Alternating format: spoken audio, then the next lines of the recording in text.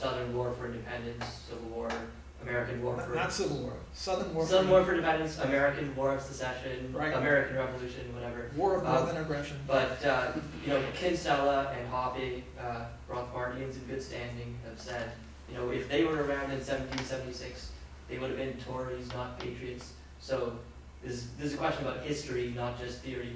Would you have been a Tory or a patriot? And also a question about theory, are wars of secession just?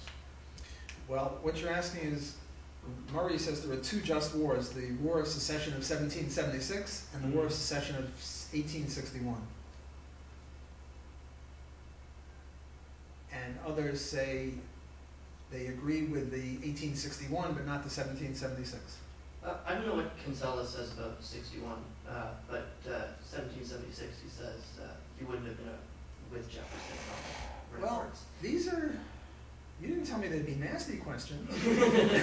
I thought they'd be nice questions. What is this? Get out. I'm kidding, I'm just kidding. I guess, first of all, this shows that we're not a cult. And I'm very hopped up about it because we're always accused of being a cult. The Rothbardian cult, just a religion. You all follow whatever Rothbard says. By the way, when Kinsella wrote his article, he criticized Murray Rothbard's view because Murray said that copyrights were legitimate and not patents. So Murray was happy, and Kinsella just criticized him.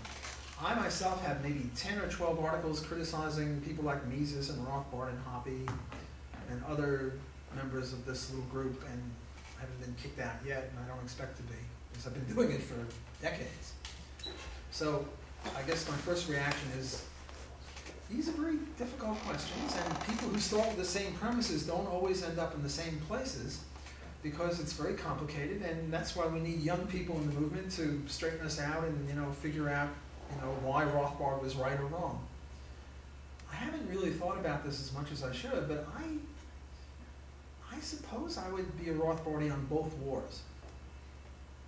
And the problem for the war is not the initiators of it, namely the seceders, but the people who didn't allow them to secede. Now look, if you compare the United States in 1776 with now, I mean, King George was great. He was really a minarchist. I mean, he had a stamp tax and a tea tax, and that was about it. During the days of medieval days of serfdom, the serf had to work 3 out of 7 days on the manor, and 4 out of 7 days he would have for himself. Well, tax rates are now higher than 3/7 in most Western places, so the serfs were better off than we are now. So if they had a right to rebel, we have even more of a right to rebel. I would say I would be a Rothbardian on those two. I would disagree with Kinsella and Hoppe and these other wimps and wusses. What's a little name calling between friends? I think it was justified. Any war of secession is justified, period. Any divorce. A wife wants to leave her husband, or a husband wants to leave his wife. It's in a sense, it's a secession. And if you're against secession, you must believe in marriage forever or something like that. Or if you're best friends forever and you can't stop being friends with somebody who you were friends with since you were 5 years old. So I think that wars of secession are justified because the seceders are not doing anything wrong. They're just saying, hey, look, we wish you the best. We're not going to bother you. We're not going to attack you. We'd like to trade with you. We'd like to have interaction of a cultural sort. We'll send you our orchestras. You send us your orchestras. We'll share TV programs or whatever. But we just want to have our own little country, or no country at all. And these bastards say no. So it's King George's fault, and it's the North's fault. So I would be a Rothbardian on those two views. Yeah. If you had a truly anarcho-libertarian state, what's to stop one really powerful group from forcibly taking the property of a smaller group who definitely couldn't stand up to them? Why would anyone else sort of step in to protect them? This is a very good question.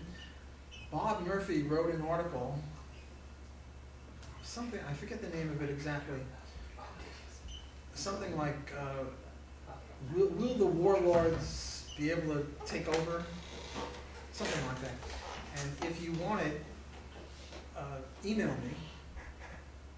I'm at wblock@loino.edu. And this goes not only for the young man asking the question, but anyone else out there in TV land or wherever this ends up.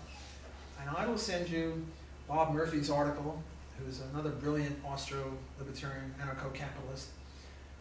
But let me try to answer it. Can you right just now. repeat your email? WBlock, as in Walter, B-L-O-C-K, so it's W-B-L-O-C-K, Water, Boy, Lewis, Oliver, Cat, King, WBlock at Loino, L-O-Y-N-O, Lewis, Oliver, Yellow, New Orleans, .edu for education. Email me, say something like, will the warlords take over, or something like that, or what will stop one powerful private defense agency from taking over all the other private agencies. Okay, so let me try to answer it in my own words. I've written about this too, but I think Bob Murphy's was just magnificent on this particular issue. First of all, the point is that if it succeeds, we'll be in no worse case than we are now, because right now we're taken over by one very powerful group. And don't think that it'll be a dictator necessarily. Hans Hoppe wrote this book about how monarchists are better than Democrats, in the sense that a monarchist will not try to kill the goose with the golden eggs, because he'll try to give his kid the golden goose. Whereas if you're a dictator, whereas if you're a democratic president, you've only got 4 or 8 years to make hay while the sun shines. So you don't have to be as future-oriented if you're a democratic president with a, say, 8-term limit, as you would be if you were a dictator. So if all else fails, we'll have some sort of monarchy dictator, like King George, or, I don't know, the head of Monaco, who's a king, I think, or Liechtenstein. Those are pretty nice countries, so, you know, might not be so bad. But I don't think it'll come to that. Why don't I think it'll come to that? The reason I don't think it'll come to that is the way, and here David Friedman is very good, even though David is not an Austrian, he's still a very good libertarian anarchist. And Murray Rothbard has this too. See, Ayn Rand was the one who brought your question first and foremost. And what she said is, suppose there are 2 defense agencies. Remember I said there were these defense agencies? And suppose they disagree. What are they going to do, fight? And she said, case closed, or something like that, or blank out. That was the word she used, blank out. Namely, the anarchists don't have any answer to this. Well, libertarian anarchists have been, I wouldn't say been writing about nothing but this. They've been writing about other things. But there's an immense literature on that blank out challenge, you know, just what would happen. So let me run through this. There are 2 kinds of courts. There are courts that anticipate that one day they might be in a dispute with each other. And then there are courts that don't anticipate that or don't care about that. Okay? So suppose, you see, like, if I go to Disney World and I have a problem with someone, the Disney World court would determine that. Because anyone who enters Disney World would sign some sort of contract saying that in case of a dispute with anyone else, Disney World court will be the final arbiter. Otherwise, they wouldn't let you in there. So it's simple. And if you go to the neighbor of Disney World, some other world, those people will also sign those people up. And the Main Street and the Apple Street or Maple Street people will also sign things with the owner of Maple Street.